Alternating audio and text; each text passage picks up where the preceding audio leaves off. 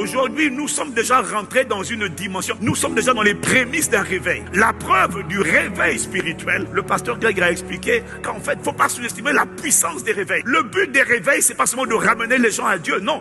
Le but des réveils, c'est d'enclencher des réformes nationales. En fait, quand Dieu vient réveiller un peuple, réveiller son église, le but du réveil, c'est pas pour l'église de rester à l'église. Non, le but du réveil, c'est pour enfanter les croyants. Et quand les croyants sont enfantés, les croyants, ils sont enseignés, ils deviennent maintenant des disciples. Et ils sont travaillés, ils apprennent à suivre Jésus. Mais le but des disciples, c'est pas de rester des disciples seulement, c'est de devenir des témoins. L'église, c'est un laboratoire de fabrication de tueurs de géants. Des gens que Dieu appelle tueurs de géants. Les géants ne sont pas de l'église, les géants sont dans les sphères d'influence dans le monde. Ils sont dans l'économie, ils sont dans la politique, ils sont dans le sport, ils sont dans les médias. Dieu te prépare à être un témoin dans une sphère d'influence.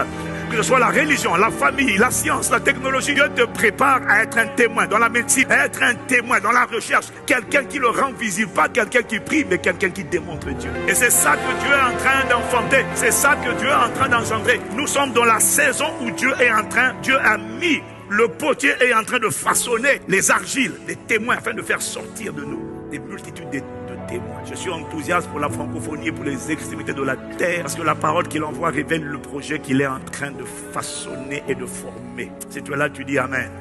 Dieu aime l'homme, Dieu t'aime, oui, mais Dieu n'aime pas que toi. Dieu aime tous les hommes et il veut que tous les hommes entendent parler de son amour. Il veut que tous les hommes soient persuadés de son amour. Il veut que tous les hommes aient l'occasion de connaître son amour, parce que sa nature, c'est amour. Il dégage l'amour, il dégage la compassion, il dégage la bonté, il dégage la miséricorde, il dégage la bienveillance, parce que Dieu est un père. C'est un père de famille, un père de multitude. Il est le père de plusieurs. Voilà pourquoi Jésus a dit, quand vous priez, dites notre père. Il n'a pas dit mon père. N'appelle pas Dieu mon père, dis notre, afin qu'en disant notre, tu sois conscient de ce que tu n'es pas le seul enfant. Et il veut que les autres ressentent cet amour. C'est le fardeau de Dieu, c'est son fardeau. L'église doit se réformer, l'église doit se redimensionner, l'église doit renouveler son intelligence pour comprendre pourquoi est-ce que Dieu l'a mise là.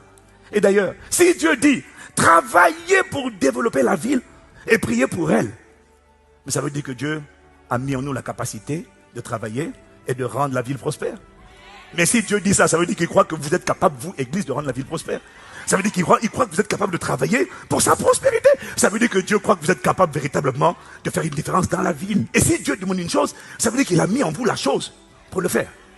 Ça veut dire qu'il a mis en vous la capacité de faire ce travail. Ça veut dire qu'en fait, on n'est pas obligé de subir une ville ténébreuse. On peut tout changer. On peut changer n'importe quel pays.